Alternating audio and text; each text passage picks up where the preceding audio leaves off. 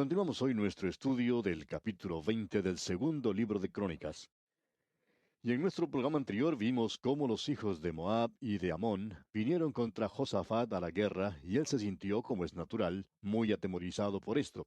Pero entonces hizo algo y es que acudió a pedir socorro a Jehová. Y vimos cómo él se dirigió al Señor y puso toda su confianza en Dios cuando vio que la situación era desesperada. Ahora vimos que cuando él estaba consultando al Señor, Dios habló por medio de Jaasiel y dijo en el versículo 15, Oíd Judá todo, y vosotros moradores de Jerusalén, y tú, rey Josafat.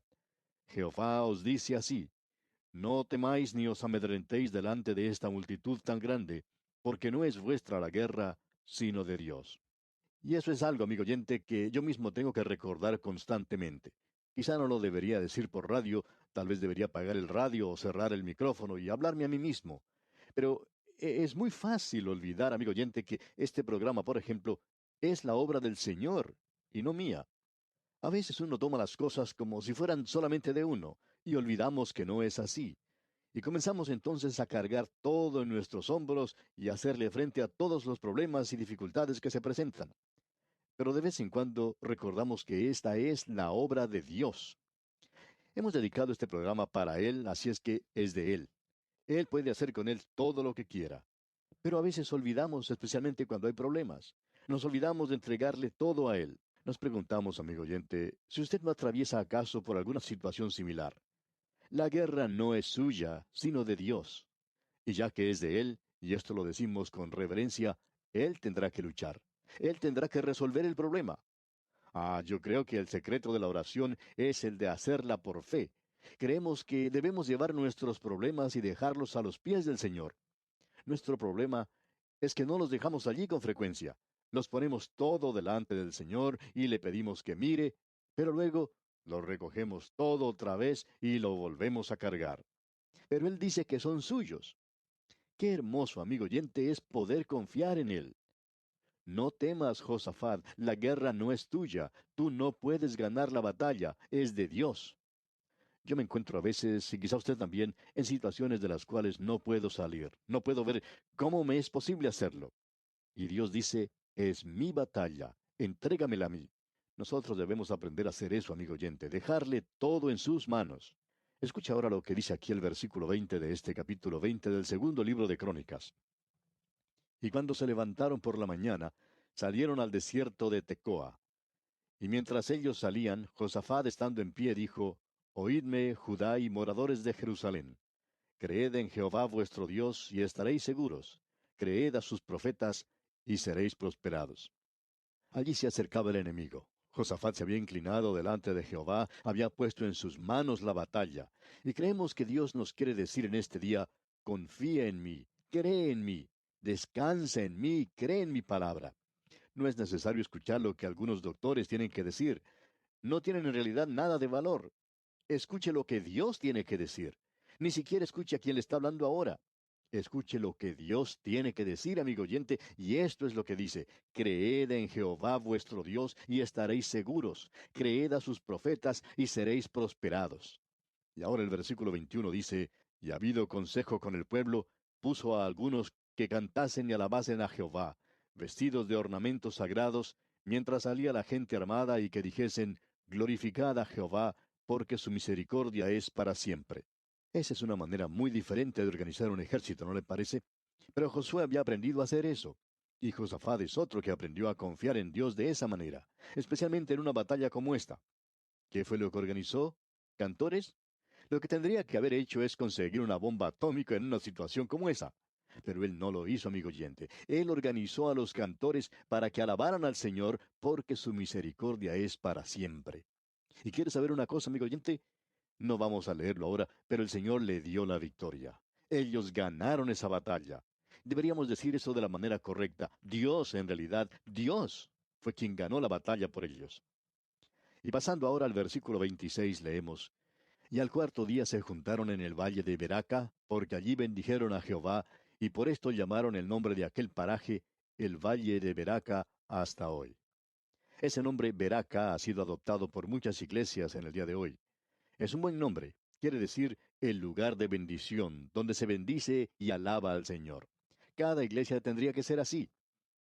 Y ahora los versículos 27 al 30 dicen, y todo Judá y los de Jerusalén, y Josafat a la cabeza de ellos, volvieron para regresar a Jerusalén gozosos, porque Jehová les había dado gozo, librándolos de sus enemigos. Y vinieron a Jerusalén con salterios, arpas y trompetas a la casa de Jehová. Y el pavor de Dios cayó sobre todos los reinos de aquella tierra, cuando oyeron que Jehová había peleado contra los enemigos de Israel. Y el reino de Josafat tuvo paz, porque su Dios le dio paz por todas partes. Y es Dios, amigo oyente, quien da descanso y paz en el día de hoy. Hay naciones que no han aprendido eso todavía. Piensan que si tienen esta clase de tratado con esta nación y este otro con esta otra, que nunca van a tener que salir a la guerra. Sin embargo, ya se han llevado a cabo 2 guerras mundiales con la intención de llevar la paz al mundo, pero todo lo que queda es guerra. ¿Y sabe por qué, amigo oyente? Porque Dios no nos ha dado la paz. Y la razón para ello es que nosotros no se la hemos pedido. Veamos ahora lo que dice el versículo 34. Los demás hechos de Josafat, primeros y postreros, aquí están escritos en las palabras de Jehú, hijo de Hanani, del cual se hace mención en el libro de los reyes de Israel. Siguiendo adelante ahora en el capítulo 21, leemos el primer versículo y dice, durmió Josafat con sus padres, y lo sepultaron con sus padres en la ciudad de David, y reinó en su lugar Joram su hijo. Ahora, ¿qué clase de hombre llegará a ser Joram cuando tuvo un padre tan maravilloso como lo fue Josafat? Veamos lo que nos dicen los versículos 2 al 4 de este capítulo 21 del segundo libro de Crónicas. Quien tuvo por hermanos, hijos de Josafat, a Azarías, Jehiel, Zacarías, Azarías, Micael y Cefatías. Todos estos fueron hijos de Josafat, rey de Judá. Y su padre les había dado muchos regalos de oro y de plata y cosas preciosas y ciudades fortificadas en Judá. Pero había dado el reino a Joram, porque él era el primogénito. Fue elevado pues Joram al reino de su padre, y luego que se hizo fuerte, mató a espada a todos sus hermanos y también a algunos de los príncipes de Israel. En otras palabras, él eliminó toda la competencia de la manera más cobarde y cruel, dando muerte a todos ellos. Ahora, ¿por qué hizo eso? Veamos lo que nos dice aquí el versículo 6. Y anduvo en el camino de los reyes de Israel, como hizo la casa de Acab, porque tenía por mujer a la hija de Acab, e hizo lo malo ante los ojos de Jehová. Dios no bendice esos matrimonios desiguales, amigo oyente. Y continuamos con el versículo 7 de este capítulo 21. Mas Jehová no quiso destruir la casa de David a causa del pacto que había hecho con David, y porque le había dicho que le daría lámpara a él y a sus hijos perpetuamente. Este es el lugar donde Dios podría haber exterminado completamente la descendencia de David. Pero como podemos apreciar, Dios siempre cumple sus promesas. Y llegamos ahora a una sección de la palabra de Dios que en muchos sentidos podemos considerar bastante difícil. Todo lo que allí se menciona es resultado del pecado, y siempre que el pecado entra en una situación, crea reacciones complicadas. Si yo le digo ahora que tengo en mi mano una vara que es absolutamente derecha, y le pidiera que usted hiciera un dibujo de ella, bueno, todos los oyentes que me están escuchando en este momento podrían hacer el mismo dibujo. Pero suponiendo que yo dijera que en mi mano tengo una vara que está torcida, y le pidiera que usted la dibujara como piensa que es, entonces no habría 2 personas que hicieran el mismo dibujo. Una cosa puede ser derecha solamente de una manera, pero puede estar torcida de 1 millón de maneras diferentes y quizá un poco más. Para muchas personas en el día de hoy, esa es la seducción que tiene el pecado. La razón es que se presenta de tantas maneras diferentes que parecen cosas exóticas. Parece ser algo que es diferente, extraño, y tiene una atracción especial por ello, por el mismo hecho de que es tan difícil y complicado. Eso es lo que vamos a ver ahora en este pasaje de las Escrituras. Hemos visto que Joram había llegado al trono después de la muerte de su padre. Y Joram se había casado con la hija de Acab y había aprendido a hacer las cosas malas y dañinas de ellos. Pensamos que él llegó a ser un alumno muy adelantado. Él era tan malo que Dios hubiera en realidad destruido el linaje de David en esa oportunidad. Pero Dios había hecho una promesa. Este joven Joram, que había llegado al trono, había asesinado a todos sus hermanos, así como a los que eran prominentes o que probablemente pudieran constituirse en sus enemigos. Y vemos que inmediatamente comienza el juicio contra él. Leamos los versículos 8 al 10 ahora de este capítulo 21, Segundo libro de Crónicas. En los días de éste se rebeló Edom contra el dominio de Judá, y pusieron rey sobre sí. Entonces pasó Joram con sus príncipes y todos sus carros, y se levantó de noche y derrotó a los edomitas que le habían sitiado, y a todos los comandantes de sus carros. No obstante, Edom se libertó del dominio de Judá hasta hoy. También en el mismo tiempo Limna se libertó de su dominio, por cuanto él había dejado a Jehová, el Dios de sus padres. La palabra de Dios dice con toda claridad por qué vino este juicio sobre él y que este juicio provenía de la mano de Dios. No puede tener paz porque él había dejado a Jehová, el Dios de sus padres. Ahora esto se nos presenta aquí con toda claridad y eso nosotros no lo podemos pasar por alto. En el día de hoy nos ponemos a veces impacientes con las personas que dicen que la Biblia no nos enseña nada. Lo que ellos quieren decir en realidad es que no creen en la Biblia. Y si ellos dicen eso, bueno, quizá no se les puede encontrar falta en ello, eso es asunto de ellos. Pero cuando tratan de decirnos que la Biblia no nos enseña ciertas cosas, ellos están haciendo una declaración de que Dios nunca haría tales cosas. Dicen que Él no juzga de esa manera. Pues Él sí lo hace, amigo oyente. Y opinamos que lo hace y muchos pueden testificar que Él sí actúa de esta manera. Y ahora leemos aquí en el versículo 11: Además de esto, hizo lugares altos en los montes de Judá, e hizo que los moradores de Jerusalén fornicasen tras ellos, y a ello impelió a Judá. Lo que él hizo en realidad fue empujar a la gente nuevamente hacia la idolatría, y Josafat su padre los había librado antes de eso. Dios llama ahora a un viejo amigo, el cual probablemente usted ya ha olvidado, para que entregue un mensaje bastante desagradable. Este es el hombre a quien Dios siempre llamó para entregar mensajes que eran bastante difíciles. Él era un especialista en resolver problemas y es el hombre apropiado para este trabajo. Este hombre es Elías. Ahora alguien quizá diga, yo pensaba que él había sido trasladado al cielo. Bueno, esa información la tenemos allá en el libro de los Reyes, pero aquí en Crónicas se está cubriendo la misma historia. Ahora deseamos que usted note lo siguiente. Y le llegó una carta del profeta Elías, dice aquí el versículo 12. Hay mucha gente que dice que Elías era un profeta que no escribía y que era uno de esos profetas que no había dejado nada escrito. Por supuesto, lo que ellos quieren decir es que no hay ningún libro en la Biblia que tenga o lleve su nombre, o uno que él haya escrito. Bueno, él no escribió un libro, pero sí escribió un mensaje, y ese mensaje chamuscó el papel. Cuando él escribía algún mensaje, amigo oyente, prácticamente quemaba el papel. Y aquí lo tenemos. Note usted lo que dice. El único hombre que podría entregar un mensaje como este tendría que ser Elías. Completemos entonces la lectura del versículo 12 y leamos también los versículos 13 hasta el 15 de este capítulo 21 del segundo libro de Crónicas. La carta decía: Jehová, el Dios de David tu padre, ha dicho así: Por cuanto no has andado en los caminos de Josafat tu padre, ni en los caminos de Asa, rey de Judá, sino que has andado en el camino de los reyes de Israel, y has hecho que fornicase Judá y los moradores de Jerusalén, como fornicó la casa de Acab, y además has dado muerte a tus hermanos, a la familia de tu padre, los cuales eran mejores que tú, he aquí Jehová herirá a tu pueblo de una gran plaga, y a tus hijos y a tus mujeres, y a todo cuanto tienes, y a ti con muchas enfermedades, con enfermedad de tus intestinos, hasta que se te salgan a causa de tu persistente enfermedad. Bueno, este es un mensaje bastante duro, pero ese es el mensaje que Dios quería entregar a este hombre Joram. El contenido del mensaje no era algo fuera de lo común. Por el contrario, es exactamente lo que uno esperaría que Elías entregara. Las circunstancias que tenemos ante nosotros son extraordinarias. Ahora hay tres interrogantes aquí: ¿quién, cuándo y dónde? El primero es ¿quién? La profecía es para Joram, el hijo de Josafat. Elías fue trasladado en el 18º año de Josafat. Él no estaba allí durante el reino de Joram y algunas personas asumen que él no podía haber escrito esta profecía. También hay quienes afirman, bueno, puede ser que no sea el mismo Elías de Tisbe, sino que era otro Elías, otra persona con el mismo nombre. Esto siempre nos recuerda lo que dijo Mark Twain acerca de Shakespeare. Usted sabe que siempre ha habido un argumento sobre si Shakespeare escribió sus obras o lo hizo otro. Algunos piensan que Francis Bacon fue quien lo escribió y otros señalan a otras personas, pero todos esos dicen que Shakespeare no escribió las obras de Shakespeare. Y Mark Twain responde de una manera bastante concluyente. Él dijo: Shakespeare no escribió Shakespeare. Fue escrito por otro hombre que llevaba el mismo nombre. Y eso es lo que la gente está tratando de decir aquí. Ellos dicen que Elías tiene que haber sido el autor, pero que fue otro Elías.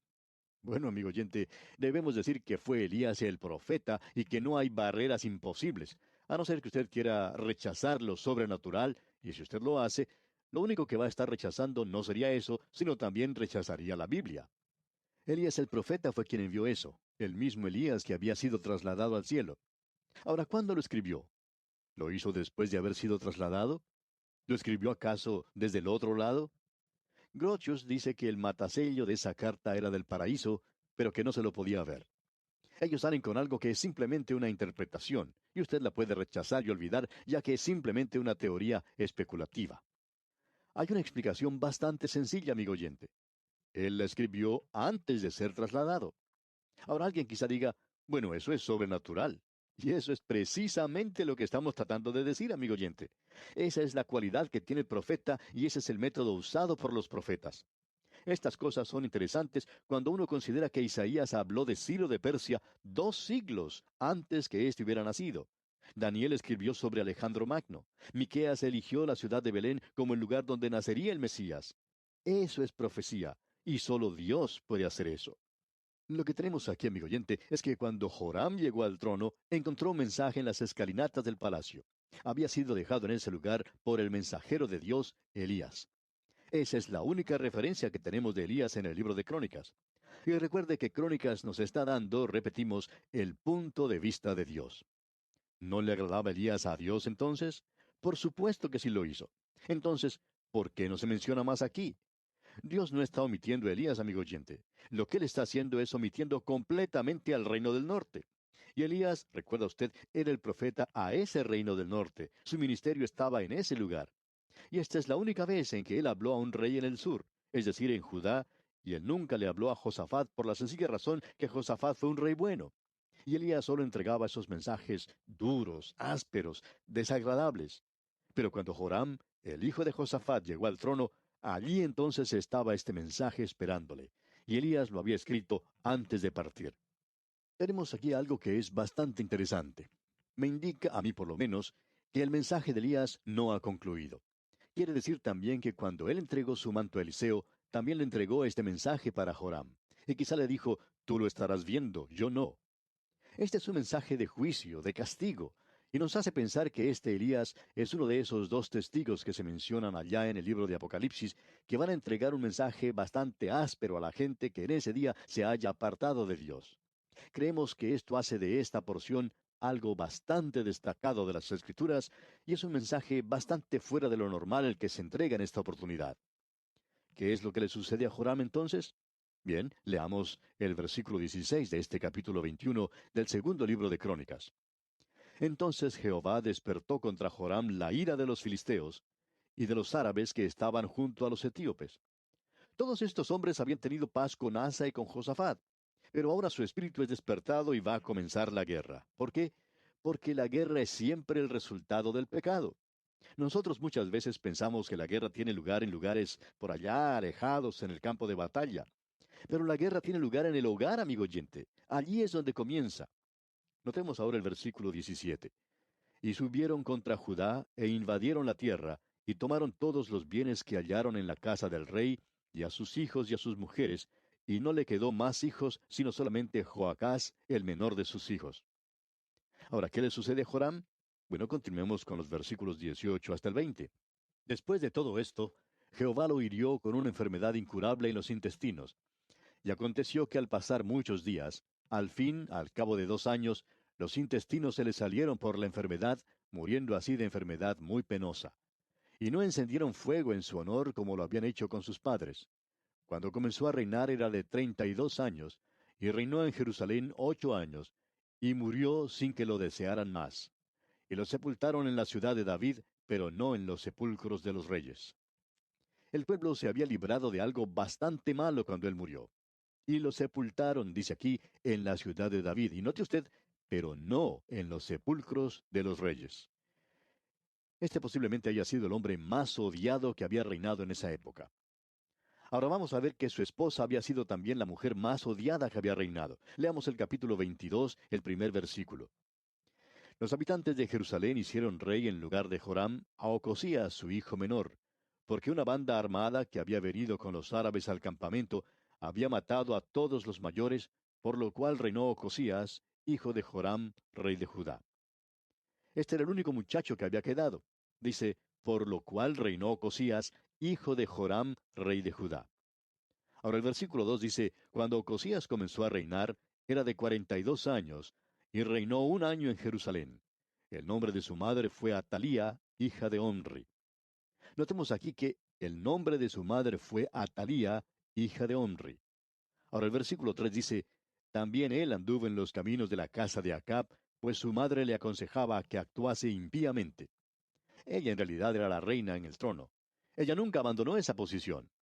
Ahora el versículo 4 dice, hizo pues lo malo ante los ojos de Jehová, como la casa de Acab, porque después de la muerte de su padre, ellos le aconsejaron para su perdición. Ahora note lo que sucede aquí, y esto es en realidad una venganza, o podríamos decir una justicia con venganza que viene sobre él, porque ocurre algo bastante extraño. Después de todo, él está aliado con el reino del norte y con la casa de Acab, ya que él es un hijo de esa casa, habiendo escuchado lo que tenía que decir su madre. Notemos ahora lo que dice aquí el versículo 5. Y él anduvo en los consejos de ellos, y fue a la guerra con Joram, hijo de Acab, rey de Israel, contra Hazael, rey de Siria, a Ramot de Galaad, donde los sirios hirieron a Joram. Parecería aquí que tenemos a la misma persona de regreso, pero usted puede ver que este nombre Joram persiste en la familia y que se le había dado a dos personas diferentes, uno en el reino del norte y otro en el reino del sur. Ahora, este Joram que se menciona aquí era el rey en el reino del norte. ¿Qué fue lo que ocurrió? Pues que Ocosías fue con él. Y aquí vamos a detenernos por hoy, amigo oyente, porque se nos cumplió el tiempo. Continuaremos, Dios mediante, en nuestro próximo programa. Hasta entonces, pues, que la presencia del Dios Omnipotente sea con usted, ahora y siempre.